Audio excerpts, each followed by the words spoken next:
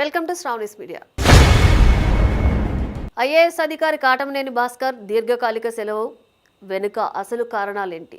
CMO IAS అధికారి కార్తికేయ మిశ్రా పెత్తనం అధికారులు భరించలేకపోతున్నారా? నిజాయితీగా సమర్థవంతంగా కష్టపడి పనిచేస్తున్న అధికారుల విధులలో అనవసరంగా జోక్యం చేసుకోవడం, వారికి అంతరాయం కలిగించడం, మంత్రి లోకేష్తో తనకు సాన్నిహిత్యం ఉందంటూ అధికారులపై వేధింపులు సాధింపులకు పాల్పడుతున్నారనేది మిశ్రాపై ప్రధాన ఆరోపణ. ఇన్ని జరుగుతున్నా కూడా ఏమీ తెలియనట్లు సీఎం చంద్రబాబు మౌనంగా ఎందుకు ఉన్నారనేది ఇప్పుడు అందరినీ ఆశ్చర్యానికి గురి చేస్తోంది. కార్తికేయ మిశ్రా వేధింపులు భరించలేక మరికొందరు ఐఏఎస్ అధికారులు కూడా విసుగుతో సెలవుపై వెళ్లేందుకు సిద్ధంగా ఉన్నారనే ప్రచారం సచివాలయంలో జరుగుతోంది.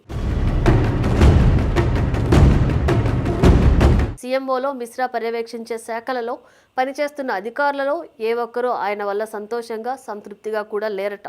మంత్రి లోకేష్కు అత్యంత సన్నిహితుడనే గర్వంతో నోటికొచ్చినట్లుగా తోటి ఐఏఎస్ అధికారులను ప్రత్యక్షంగా పరోక్షంగా అవమానించడం మిశ్రాకు అలవాటుగా మారిందనే మాట బాగా వినిపిస్తోంది.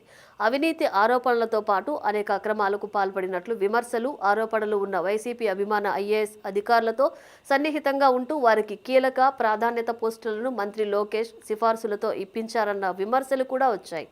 ఇటీవలే మరో సీఎంఓ ఐఏఎస్ అధికారి ప్రద్యుమ్నపై కొట్లాటకు దిగటంతో పాటు కలబడ్డారని, ఆయనను కూడా బెదిరించారని బయటకు పొక్కింది. ఇన్ని మంచి లక్షణాలు ఉన్న మిశ్రాను సీఎంఓలోనే చంద్రబాబు ఇంకా కొనసాగించడం ఏమిటి అనే కామెంట్లు కూడా వినిపిస్తున్నాయి. మంత్రి లోకేష్ కూడా మిశ్రా చెప్పినట్లుగా ఎందుకు వింటున్నారనేది ఇప్పుడు అందరిలో ఉన్న ప్రశ్న. మిశ్రా పనితీరు వివాదాస్పదంగా ఉన్నా కూడా ఆయనను మందలించకుండా ఆయన చెప్పినట్లు వినడంలో సీఎం చంద్రబాబు, మంత్రి లోకేష్ అప్రతిష్ట పాలవుతున్నారన్న ప్రచారం సచివాలయంలో జరుగుతోంది. తాజా విషయం ఏమిటంటే అత్యంత నిజాయితీపరుడైన ఐఏఎస్ అధికారిగా, ఎంతో సమర్థుడైన అధికారిగా పేరున్న ఐటీ శాఖాధిపతి కాటమనేని భాస్కర్ను అక్కడ నుంచి బదిలీ చేయించేందుకు మిశ్రా విశ్వ ప్రయత్నాలు చేసినట్లు ప్రచారం జరుగుతుంది. అందుకోసం భాస్కర్ శాఖలలో వివిధ హోదాల్లో పనిచేస్తూ సమర్థవంతులుగా నిజాయితీపరులుగా పేరు తెచ్చుకున్న ఇద్దరు అధికారులను భాస్కర్కు కనీసం మాట కూడా చెప్పకుండా ఆయన 2 రోజుల పాటు సెలవులో ఉన్నప్పుడు మిశ్రా బదిలీ చేయించారనేది సచివాలయంలో వినిపిస్తున్నమాట. ఈ విషయం తెలుసుకున్న కాటమనేని నేరుగా సీఎం చంద్రబాబును కలిసి ఇదేమిటి సార్, ఇలా జరిగితే ఎలా సార్ అని అడిగారని, బదిలీ చేసిన వారిద్దరిని తిరిగి అక్కడే కొనసాగిస్తానని ఆయన కోరినట్లు బయటకు పొక్కింది.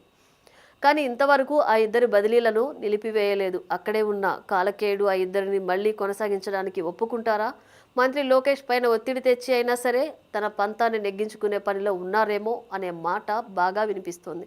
తనని బదిలీ చేయించలేని మిశ్రా తనకు తెలియకుండా తన శాఖలో పనిచేస్తున్న ఇద్దరు అధికారులను ఏ కారణాలతో బదిలీ చేయించారో అనే విషయం తెలియనంత అమాయకుడు కాదు కాటమనేని భాస్కర్. ఎందుకంటే ఆయన కూడా ఓ ఐఏఎస్. ఆయన కూడా జగన్ ఏలుబడిలో నానా పాటలు పడిన అధికారే. అందుకే ఇప్పుడు ఆ ఇద్దరి బదిలీ నిలిపివేయకుంటే తాను దీర్ఘకాలిక సెలవుపై వెళ్లేందుకు భాస్కర్ నిర్ణయించుకున్నట్లు విశ్వసనీయ వర్గాల సమాచారం. వైసీపీ ప్రభుత్వ హయాంలో కూడా జగన్మోహన్ రెడ్డి కూడా చేయని అవమానాలు, అన్యాయాలు ఇప్పుడు జరుగుతుండటం భాస్కర్ను బాధిస్తున్నాననేది సన్నిహితుల మాట. అప్పుడేమో తన అక్రమాలకు అవినీతికి సహకరించలేదన్న కోపంతో సిఆర్డీఏ కమిషనర్ పోస్టు నుండి భాస్కర్ను మంత్రి నారాయణ బదిలీ చేయించారనేది ఇప్పటికీ ఉన్న చెడ్డ పేరు. ఇప్పుడేమో తన అడుగులకు మడుగులు వత్తటం లేదని, తనకు వంగి వంగి దండం పెట్టడం లేదన్న కోపంతో భాస్కర్ను ఏదో విధంగా బదిలీ చేయించాలని ఎప్పటి నుంచో ప్రయత్నం చేస్తున్న సీఎంఓ ఐఏఎస్ అధికారి కాలకేయ మిశ్రా అలియా కార్తికేయ మిశ్రా భాస్కర్ శాఖలో పనిచేస్తున్న ఇద్దరు అధికారులను బదిలీ చేయించి ఆయనను మానసికంగా బాధపెట్టి సునకానందం పొందుతున్నారేమో అనేది సచివాలయం ఐఏఎస్ సర్కిల్లో వినిపిస్తున్నమాట.